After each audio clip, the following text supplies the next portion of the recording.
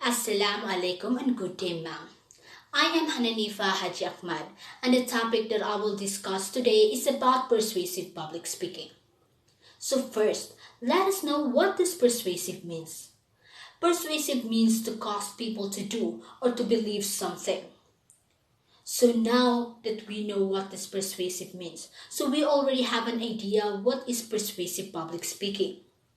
Persuasive speaking is the type of speaking that most people are engaged in the most. Persuasive speaking is very connected to the audience. As the speaker must, in a sense, persuasion obviously is not entirely controlled by the speaker. Persuasion occurs when an audience assents to what the speakers say. So what is a persuasive speech? A persuasive speech tries to convince the audience that a particular point of view is worthy of consideration. The speech is arranged in such a way as to hopefully cause the audience to accept all or part of the expressed view. In defending an argument or claim, there were three ways of convincing your audience to believe with your insistence. They are referred as the three modes of persuasion. So what are these three modes of persuasion? They are the ethos, pathos, and the logos. First, let us discuss what is ethos. Ethos is a method of convincing your audience of your credibility as a writer or speaker, the credibility of the speaker assigned to them by the audience. Ethos is the most important appeal in a persuasive speech. While ethos is an essential part of a persuasive speech, pathos and logos are usually combined to form the best possible argument. Logos is the appeal to our logical side.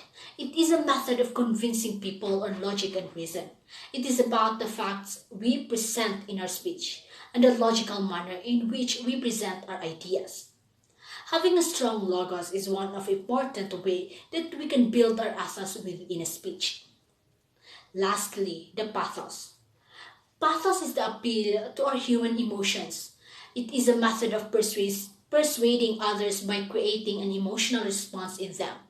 Pathos is a powerful mode of persuasion because oftentimes we're more moved by our emotion than by our logic or common sense. In speaking, it is your job to make the audience feel connected with your topic and to get them to be emotionally invested with your message. Pathos is indeed a powerful means of persuasion. A successful speaker will do their best to establish strong ethos with their audience and combine the pathos and logos to form the best possible arguments. There are four types of persuasive claims. So what are these four claims in persuasive speech? They are definition claims, factual claims, policy claims, and lastly, the value claims. Definitional claims are claims over the denotation or classification of what something is.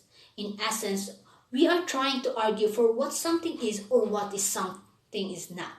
For example, maybe you are trying to persuade your class that while therapeutic message is often performed on nude clients, it is not a form of prostitution. You could start by exploring what therapeutic message is and then what is prostitution is. Factual persuasive speech. It is based on whether a particular belief or statement is true or false and is backed with strong evidence. It attempts to persuade the audience to believe whether something happened or not and whether something exists or not. Some factual claims are simple to answer and say to handle. For example, a speaker is talking about Neil Armstrong landing on the moon in 1969. This example is well documented and has concrete evidence that supports the fact that Neil Armstrong did land on the moon. The other most common claim in persuasive speech is policy claims. These claims used to convince the audience to either accept or reject a certain policy, candidate, or rule. It argues the nature of the problem and the solution that should be taken. It is probably the most common type of persuasive speech because we live in a society surrounded by policies, rules, and laws. Lastly, value persuasive speech. Value claims is a type of speech that tells whether something is right or wrong, beautiful or ugly, moral or immoral, good or bad.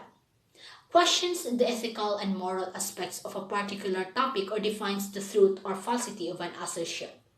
For example, can you prove that capital punishment is moral or immoral? That is some example of value persuasive speech, where you can prove whether it is moral or immoral, right or wrong. Each of the four claims leads to different types of persuasive speeches. As such as public speakers need to be aware what type of claim they are advocating in order to understand the best methods of persuasion. So what is the goal of persuasive speech? The overall goal of a persuasive speech is for the audience to accept your viewpoint as the speaker. However, this is not a nuanced enough definition to capture the actual goals of different persuasive speeches. Persuasive speeches can be designed to convince, actuate, and stimulate the audience. The success of a persuasive speech is often measured by the audience's willingness to consider the speaker's argument. These are examples of persuasive public speaking. Staying at home prevents the spread of COVID-19. Why is staying at home an important factor in preventing the spread of COVID-19? Currently, we are facing a global health crisis, which is the coronavirus. This virus is spreading rapidly, which causes the deaths of millions of people. One of our obligations during this pandemic is to stay at home, which is a very simple one.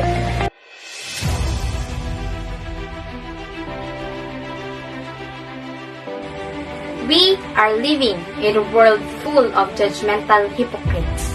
The way we talk, the way we walk, we judge by people, even if we don't know. Society, specifically, is the main proponent of judgment. Who is society? It is us